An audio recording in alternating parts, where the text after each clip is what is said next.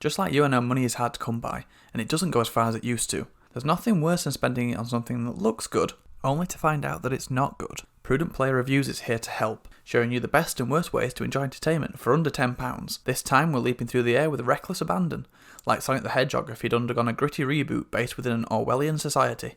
At just under £2, is Mirror's Edge worth your hard-earned monies?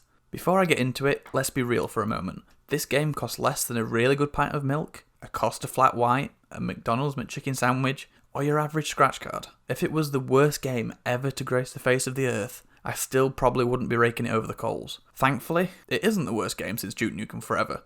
It's actually pretty darn satisfying to play, even if it did give me the fright of my life when I booted it up and it looked like this. For a moment I thought nostalgia had really pulled a fast one on me. Had it always looked this bad? Imagine my relief upon realising that the game is actually old enough to not know your optimum system settings, so to avoid loading up something that could potentially turn your graphics card into molten lava, it defaults to the lowest possible configuration for resolution and texture quality. Once all the dials are turned up to pretty orgasmic, the game actually looks pretty crisp and downright impressive for something that came out back when Leona Lewis was still in the charts and Kanye West's deck chair sunglasses were still fashionable. At over a decade old, I didn't expect this game to look or play as well as it does, but I did actually notice horrendous frame rate issues and slowdown whenever I entered a larger open area with more foot traffic. After a bit of Sherlock Holmesing my way through the settings, I found the culprit to be this little rascal. Not sure why, but having this on breaks the game in a way I can't quite explain, and I think it optimises older hardware which isn't recognised on newer systems, but regardless, having it on slows your system down horribly. Once I had that switched off, the game allowed me to play at the highest texture rating without any issues. So, what is this game about? Its main focus is on the seamless traversal of the environment through the use of parkour, a method of transportation that couldn't be more early noughties if it tried. The story takes place against a backdrop of governmental oppression, and is something I'd completely forgotten about in the game's narrative. Despite its light and airy design, with bold colours and wide open spaces, the game has a core of darkness that I wasn't quite expecting. You play as Faith, a runner who uses the city's rooftops as her own personal playground. She's escaped the oppression in the streets below to make a life for herself smuggling contraband on the walkways in the sky. It's all going fairly well, as long as you don't look down. Before long, she finds herself on the run as an enemy of the state, framed for a murder, and a campaign of betrayal and intrigue ensues. Moving through the world seamlessly is actually much more of a challenge than you might expect, and there's a lot to actually remember. When it clicks, it's an incredibly zen experience that balances on a knife edge, with the possibility of it going disastrously wrong, only a mistimed jump or poorly coordinated landing away.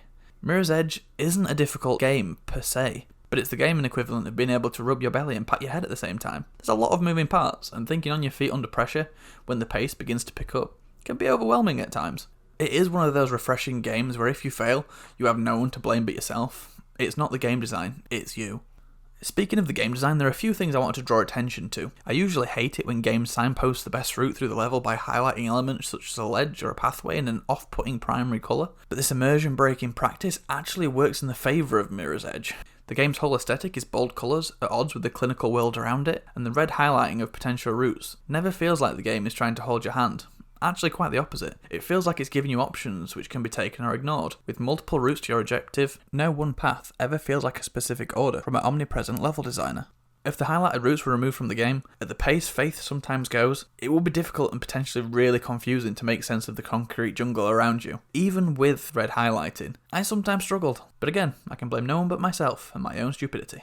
One of my only real gripes with this title is that loading screens are not so cleverly hidden. They're put behind elevator rides, which turn up far too often. Although these multiple elevator rides add a sense of scale to the huge skyscrapers in the game, it seems fundamentally at odds with the verticality Faith is capable of on her own. At least it provides a welcome reprieve from the heart attack inducing chase scenes, and the developers had the good sense to worm more of their post-truth propaganda plot within these moments of inactivity.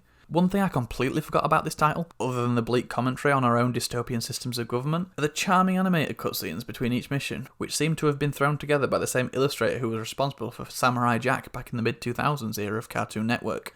Before we wrap up, we'll get on to what this game isn't. It's not a shooter, and combat should be approached as a last resort.